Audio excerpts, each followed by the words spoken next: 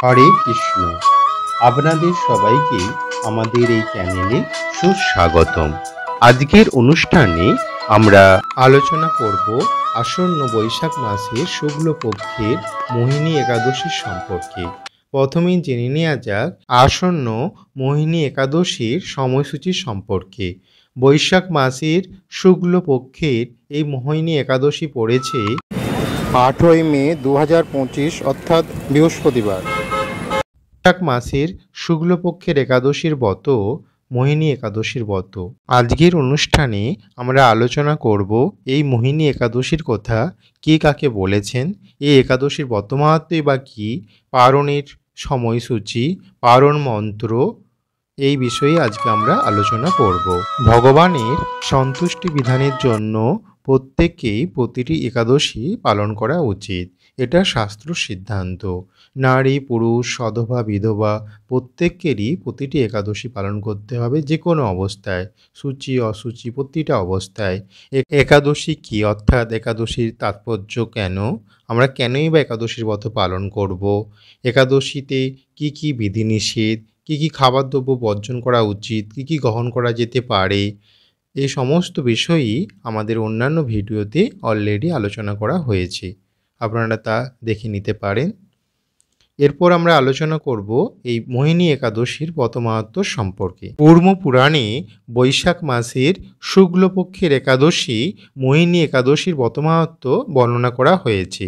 একবার মহারাজ যুধিষ্ঠির পরম পুরুষোত্তম ভগবান শ্রীকৃষ্ণকে বললেন, হে জনার্দন, বৈশাখ মাসের শুক্লপক্ষের একাদশীর কী বা নাম, কী ফল, কী বিধি, এ সকল কথা আমার নিকট বর্ণনা করুন।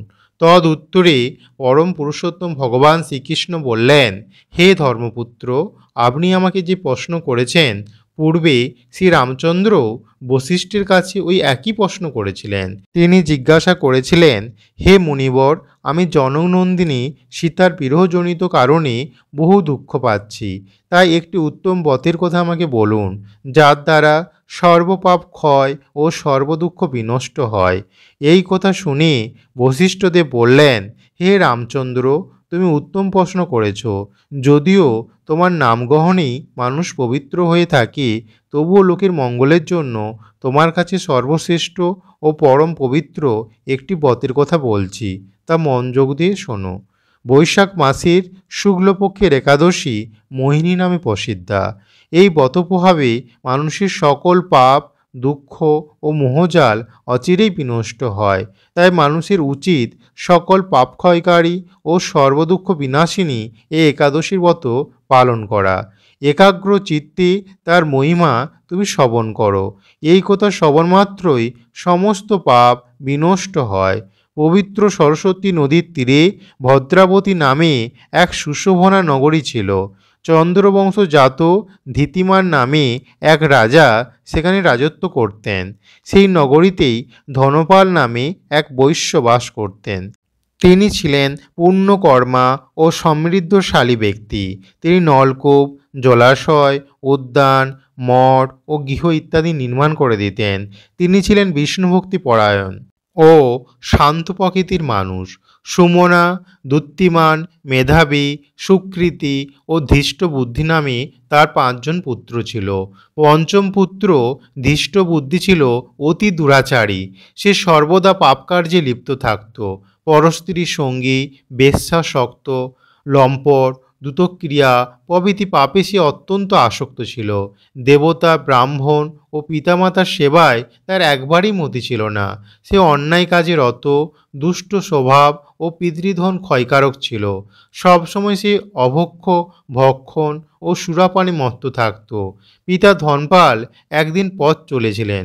হঠাৎ করে তিনি দেখতে পেলেন ধৃষ্টবুদ্ধি এক বেশ্যার গলায় হাত রেখে নিঃসংকোচে ঘুরে বেড়াচ্ছে। তার নির্লজ্জ পুত্রকে এইভাবে চৌরাস্তায় ভ্রমণ করতে দেখে তিনি অত্যন্ত মর্মাহত হলেন। এই কুস্বভাব দর্শন ক্রুদ্ধ হয়ে তাকে গৃহ থেকে বার করে দিলেন। তার আত্মীয় স্বজনও তাকে পরিত্যাগ করল। সে তখন নিজের অলঙ্কারাদি বিক্রি করে জীবন অতিবাহিত করত। কিছুদিন এইভাবে চলার পর অর্থাভাব দেখা দিল। ধনহীন দেখে সেই বেশ্যাগণও তাকে পরিত্যাগ করল। অন্ন বস্ত্রহীন ধৃষ্টবুদ্ধি ক্ষুধা তৃষ্ণায় অত্যন্ত কাতর হয়ে পড়ল। অবশেষে নিজের গ্রামে সে চুরি করতে শুরু করলো। একদিন রাজপ্রহরী তাকে ধরে বন্দি করলো, কিন্তু পিতার সম্মানার্থে তাকে মুক্ত করে দিল। এভাবে বার কয়েক সে ধরা পড়ল, ছাড়াও পেল, কিন্তু তবুও সে চুরি করা বন্ধ করল না।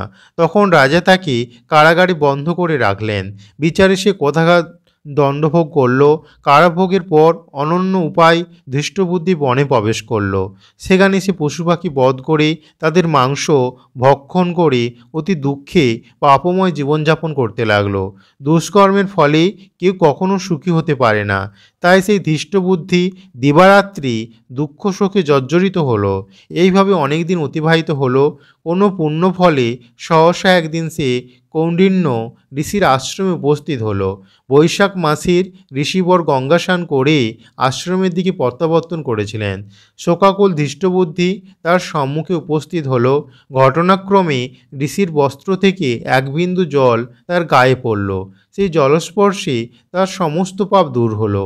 হঠাৎ করে তার শুভবুদ্ধি উদয় হলো। ঋষির সামনে সে গীতাঞ্জলি পুষ্টে প্রার্থনা করতে লাগলো, হে ঋষিশ্রেষ্ঠ, যে পুণ্য প্রভাবে আমি এই ভীষণ দুঃখ যন্ত্রণা থেকে মুক্তি লাভ করতে পারি তা কৃপা করে আমাকে বলুন।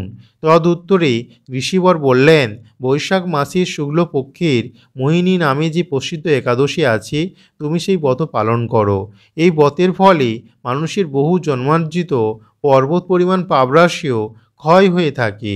মহামুনি বশিষ্ঠ বললেন, কৌণ্ডিন্য ঋষির উপদেশ শ্রবণ করে প্রসন্ন চিত্তে ধৃষ্টবুদ্ধি সেই ব্রত পালন করল। হে মহারাজ রামচন্দ্র, এই ব্রত পালনে সে নিষ্পাপ হল, দিব্য দেহ লাভ করল। অবশেষে গরুড়ে আরোহণ করে সকল প্রকার উপদ্রবহীন বৈকুণ্ঠ ধামে গমন করল।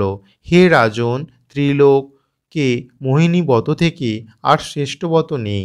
যজ্ঞ, তীর্থস্থান, দান ইত্যাদি কোনো পুণ্যকর্মই এই ব্রতের সমান নয়। এই ব্রতকথার শ্রবণ কীর্তনে সহস্র গোদানের ফল লাভ হয়। আপনি যদি এই একাদশীর ব্রত সম্পূর্ণভাবে পালন করতে চান, তাহলে এই ভিডিওটি সম্পূর্ণ মনোযোগ সহকারে দেখুন। এবং আপনি যদি এই চ্যানেলে নতুন হয়ে থাকেন, তবে অবশ্যই এরকম সুন্দর সুন্দর আপডেট পেতে চ্যানেলটিকে সাবস্ক্রাইব করুন। এরপর আমরা আলোচনা করব একাদশীর আদর্শ নিয়ম কি। এটা অলরেডি আমাদের অন্যান্য ভিডিওতে এটা দেখানো আছে, বিস্তারিত আলোচনা আছে, তাও আজকের এই অনুষ্ঠানে আমি সংক্ষেপে বলছি। একাদশীর আদর্শ নিয়ম 3 দিন ধরে থাকে। এটা শুরু হয়ে যায় দশমীর দিন থেকে। দশমীর দিন আমাদেরকে নিরামিষ আহার গ্রহণ করায় বাঞ্ছনীয়। ওই দিন ভগবান শ্রী বিগ্রহ বা আলক্ষ্যের সামনে আমাদেরকে সংকল্প করতে হয়। সংকল্প মন্ত্র জানা থাকলে ভালো, তা না হলে ভগবানের উদ্দেশ্যে বলতে হয়, হে ভগবান, আগামীকাল আমি কোনো রকম খাদ্যশস্য অর্থাৎ পঞ্চ খাদ্যশস্য গ্রহণ করব না, এবং ইন্দ্রিয় তৃপ্তি, পাপকর্ম ইত্যাদি থেকে আমি নিজেকে বিরত রাখব, মিথ্যা কথা বলবো না, এইগুলো বলে শপথ করা উচিত, এবং আমি যেন পরের দিন একাদশীটা ঠিকঠাক করে পালন করতে পারি। এরপর একাদশীর দিন ব্রহ্ম মুহূর্তে অর্থাৎ সূর্য ওঠার আগে প্রাতকাল সেরে স্নান করে ভগবানের মঙ্গল আরতি করে যত বেশি সম্ভব জপ করতে পারলে খুব ভালো হয়। শাস্ত্রগ্রন্থ পাঠ করলে ভালো, আর উপবাস থাকতে পারলে খুবই ভালো।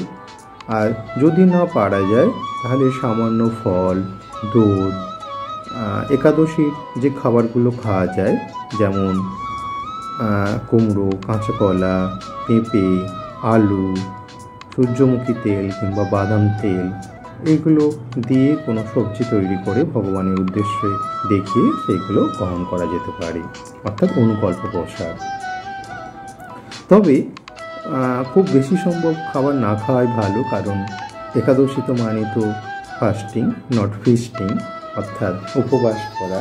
আমাদের ফিস্ট না করার মতো না করাটাই ভালো। আর যত সম্ভব বেশি জপ যতই করা যায় বা শাস্ত্রগ্রন্থ পাঠ করা যায় সেই সম্পর্কে সচেতন থাকা উচিত। হরে কৃষ্ণ। একাদশী করলে পারণ তার পরের দিন নির্দিষ্ট সময়ের মধ্যেই করতে হয়।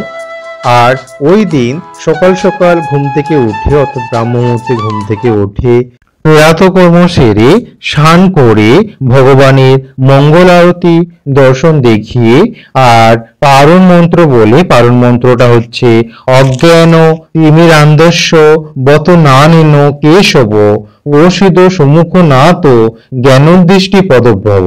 এই পারণ মন্ত্রটি 3 বার বলে আর একাদশীর ঠিক পরের দিন আমাদের পারণ সম্পন্ন করতে হয়। একাদশীর পারণ আমরা সম্পন্ন করব 9 মে 2025 অর্থাৎ শুক্রবার সকাল 6টা থেকে সকাল 9:30-এর মধ্যে। আমাদের একটা নির্দিষ্ট সময়ের মধ্যেই পারণ সম্পন্ন করতে হয়। আমরা যে পঞ্চশস্য বর্জন করেছিলাম তা ভগবানকে নিবেদন করে আর পঞ্চশস্যের কোনো একটা খাদ্য গ্রহণ করে আমরা একাদশীর ব্রত সম্পূর্ণ করব। আর ওই দিন ব্রাহ্মণকে ভোজন এবং উপযুক্ত দক্ষিণা দান করতে পারলে খুবই ভালো হয়। হরে কৃষ্ণ। এই ছিল আজকের ভিডিও। যদি আপনাদের এই ভিডিওটি ভালো লেগে থাকে তবে অবশ্যই লাইক, কমেন্ট এবং শেয়ার করতে ভুলবেন না এবং আমাদের চ্যানেলটিকে সাবস্ক্রাইব করে আমাদের পাশে থাকুন।